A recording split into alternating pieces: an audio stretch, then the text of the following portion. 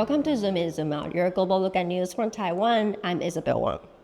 Today, we're at Shih Chien University, where architecture professors and students are bringing design theories to life by organizing groups of students to rural Cambodia to build schools.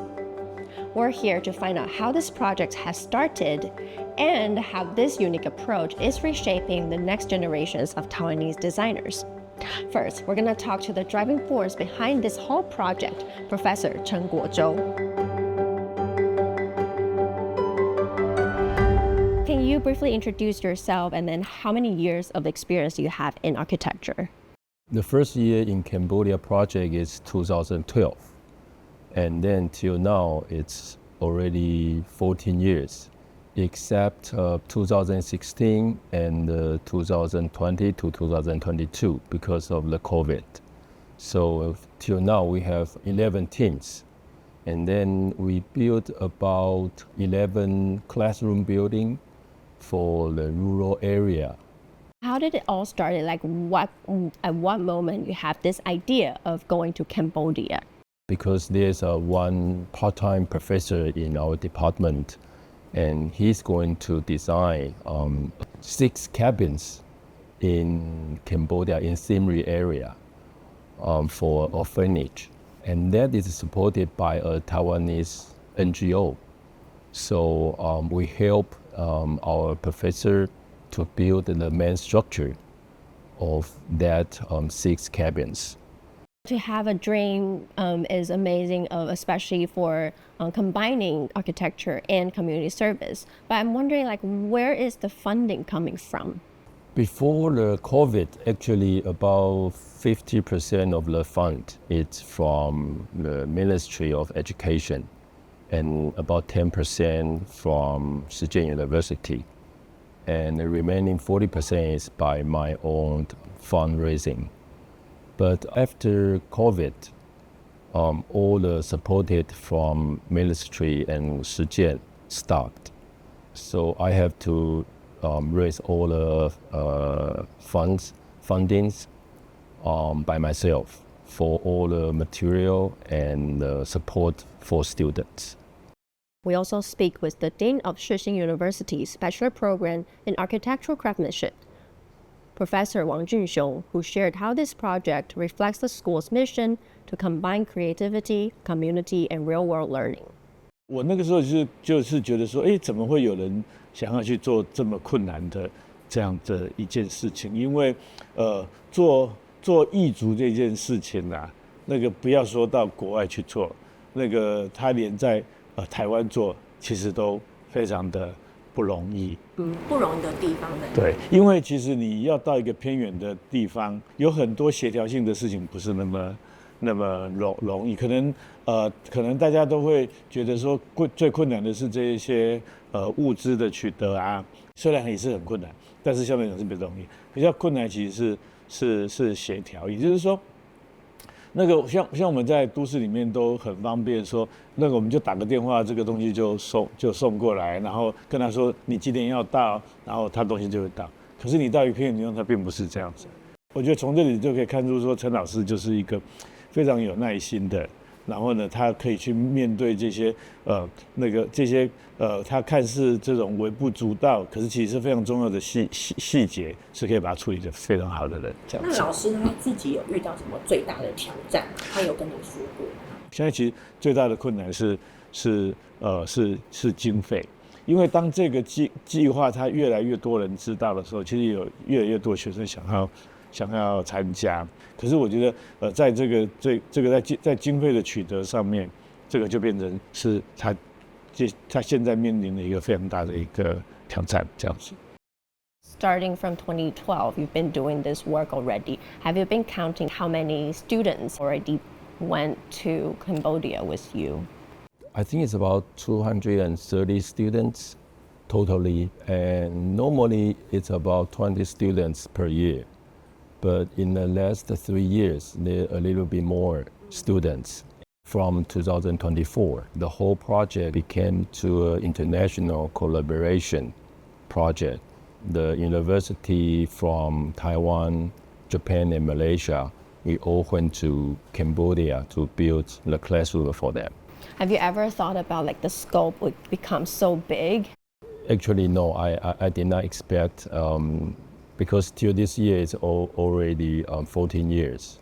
So that's actually beyond my imagination. When they are working together with the universities or students from Japan and Malaysia, do they have any difficulties or inspirations that they are experiencing when they're there? Of course, because mainly still the whole project is managed by my students, because during the semester I trained my students to prepare everything for this project, because we have to build the classroom building in about 8 or 9 working days. So that's a really tough mission. For the international collaboration, we will start to gather students online. So we group them to 5 or 6 teams. So each teams, my students in Taiwan, they have to share what they trained from my studio, shared all of those to the students from Japan and Malaysia. So line, about 2 months, they have to talk to each other. And after that, so all of us will go to Cambodia. So that's the first time they really meet each other. All the major decision is made by students themselves. So they have to really work close together. And I think that's a really good experience for them, because they can start to know, from someone from the other country, someone from the other culture, how they think or how they do things. You have been working on this project for almost 15 years now. What's the passion that has been driving you to combine architecture and going abroad to do community service by building schools? I always think this kind of project is a really good example of holistic education, because it combines the volunteer jobs and the architectural profession. The feedback from students or the feedback from myself actually is quite positive. What has been the most positive and the most negative things that you have heard from students? When they are still in the studio in semester, they will imagine or guess what I can get when I go to Cambodia. But after finished the whole project and come back to Taiwan, almost every year, some of my students, they will tell me that what they got from this whole project, it's much more than what they can imagine. It's not just like professional training or professional skills about architecture. It's about humanity. Are there like examples where they have to be creative or innovative on the spot when they are building schools in Cambodia? You know, like they might encounter some problems, they need to come up with solutions, especially working with students from Japan and Malaysia. I think maybe not much about this, but they actually will learn a lot from all the local villages. That kind of experience will give students a lot of surprising. And then they will start to think, okay, in Taiwan, if we want to do this, then we have to use tool A, and then we need tool B, tool C, tool D to deal with different mission or different usage. But in Cambodia, they saw all the villages, they just finished different kind of things with one really simple tool. So I think that's kind of, I remember one student told me that that's almost one kind of living wisdom. Or like the resources at hand can become a good tools that we never thought about. Yes, yeah. We know for architecture, it has to be having hands-on practice. What are the strengths and weaknesses that the education or the architectural education we have here in Taiwan? I think one weakness of Taiwan students is they like to stay in the safe zone. They just want to keep everything comfortable. But on the other side, I think their strength is the opposite. They are warm and they are really caring about people, and they also want to do something meaningful. So I think this project will force my students to face this kind of inner struggle. So they have to struggle between stay comfort or to face some challenges. They have to face the real people. We've been talking about like what the students have been building in Cambodia. Are there like some models that you can share with us? Because I would be interested in knowing like when building schools or architectures in Cambodia. Actually, in the beginning of the studio, they have to build some model buildings in Japan or China. And then they have to build maybe part of the structure in a bigger scale than this. So by this way, they start to learn about structure of timber. So this is a part of. Yeah, this is only part of This this. is a part of this. Yes. Okay. It's a temple. Yeah, this is a temple. Okay. This is a temple.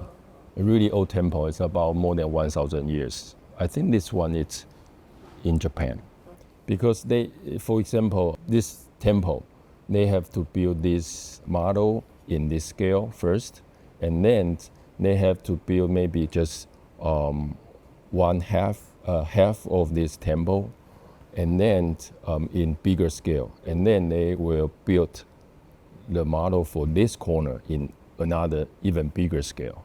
Normally they have to build 4 or 5 different models of the same building. How long would it take for them to build this model? Normally we're like 3 students for this. It's about 3 days. 3 students will build this in 3 days. Yeah, in 3 Okay. days. So every model is about taking half week. But specifically in Cambodia, like what are the things, are they training this to build the schools in Cambodia? Just like I mentioned before, this is China and Japan's timber structure. And then after this period, we will focus on the Khmer structure, timber structure. And they will build even like almost 20 different models of each one of my students. So if you walk in my studio, they are full of tons of models over there. And I think they learn a lot from the building model. And in the same time, they build the really model, and they have to build the 3D model in software, in computer software as well. So you've now worked with Japan and Malaysia already. Like, what is your next project? Are you going to bring a group of another student going to Cambodia very soon? Yeah, actually I face one group of new students each year. We never build something similar year by year. So every year we like to do something a little bit different. Normally I will expand the scale of the classroom, or we upgrade the material, or we face the challenge of the structure. Thank you so much, Professor Chen, for taking the time to speak with us today. Thank you so much. I really hope there are lots more and more people can get to know about our project. Yeah. So this has been the first episode of Zoom In, Zoom Out. If you'd like to learn more about the second episode, don't forget to stay tuned for Taiwan Plus News. We hope you enjoyed the show. Until next time.